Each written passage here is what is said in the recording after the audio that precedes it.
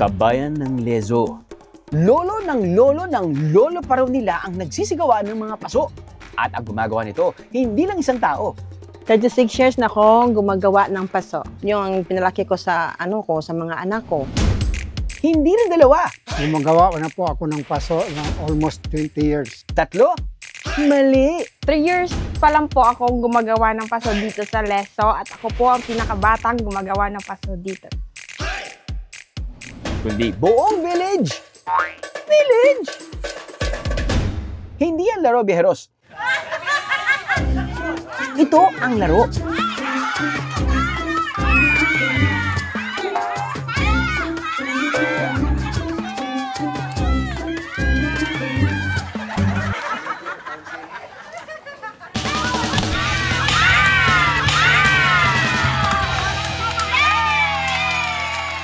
Binasag mo, alam mo ba kung ilang taon na to?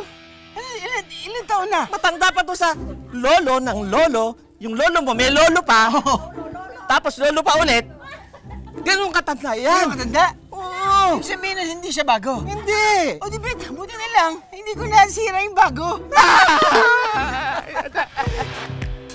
Ang talento at pangkabuhayan na ito, manamana sa mga pamilya rito. 1978 po yung umpisa ko naggawa ng paso. Tapos, ito yung hanap buhay ko.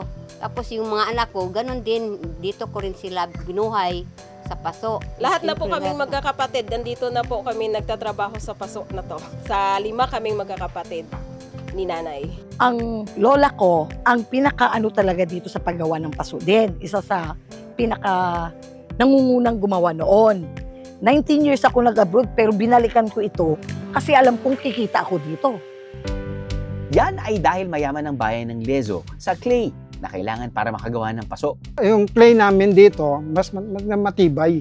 Tapos yung pagkagawa namin, maganda yung quality ba, yung ganyan. Kaya dito dinadayo yung Dahil pare-pareho sila ng produkto, ang kanilang usapan, walang lamangan sa presyohan. Diyan lang po kami nagkakatalo sa design. Diyan pagandahan na ng design para makakompete ka sa kanila. Yun, yung ginagawa namin. Dahil ako, nagde-design lang ako sa paso namin.